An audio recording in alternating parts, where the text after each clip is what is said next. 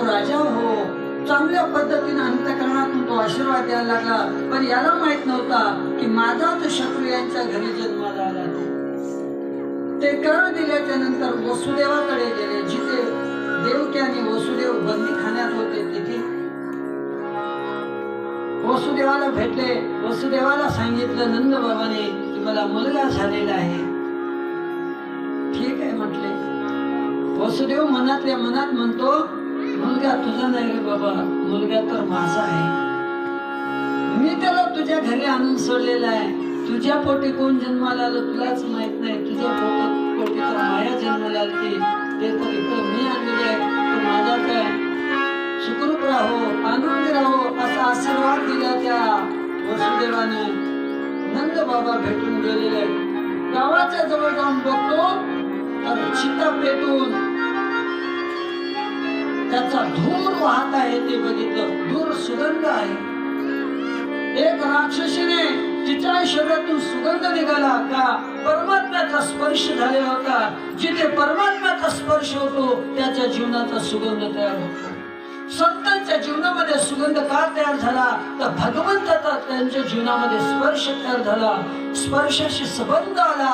अरे परिसराला लोखंड लागल्याच्या नंतर त्याचं सोनं होते, तसं या जीवाचं सोनं व्हायचं असेल तर भगवंताचा स्पर्श व्हावा लागतो. जरी जीव पापी असला, पुतना ही पापी होती. पुतना म्हणजे पूत म्हणजे अज्ञान. पवित्र जे नाही तिला पुतना म्हणतात. अज्ञान हे पवित्र नाही. अज्ञान हे दुःख देते. म्हणून माणसाच्या जीवनामध्ये ज्ञान स्वरूप परमात्म्याची गरज आहे. पुतनेच्या जीवनामध्ये परमात्म्याचं दर्शन झालं, जळून भस्म झाली तरी तिच्या जीवनाचा सुगंध निर्माण झाला.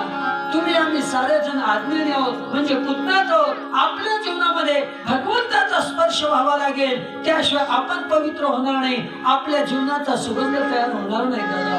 म्हणून अशा पद्धतीनं पुतनेला सद्गती दिली. कंसाला हे काही माहित नाही पुतनेचं काय झालं. कुणीतरी निरोप पाठवला त्या कंसाकडे, अरे पुतना मेली. घाई भरला तो असणाऱ्या कंस. आता काय करावं? माणसाला मारायचं झालं तर स्त्री चांगलं काम करते. त्या स्त्रीनं भूमिका व्यवस्थित वटवली नाही म्हणून असं झालं.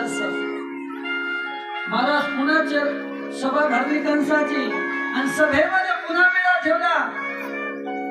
पुन्हा जेव्हा विडा ठेवला तेव्हा हा विडा जो उचलेल, जो माझ्या शत्रूला मारेल त्याला माझं अर्ध राज्य देईल. मग पुन्हा विडा ठेवला.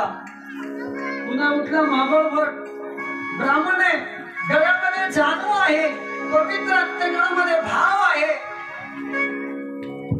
परंतु लोभापोटी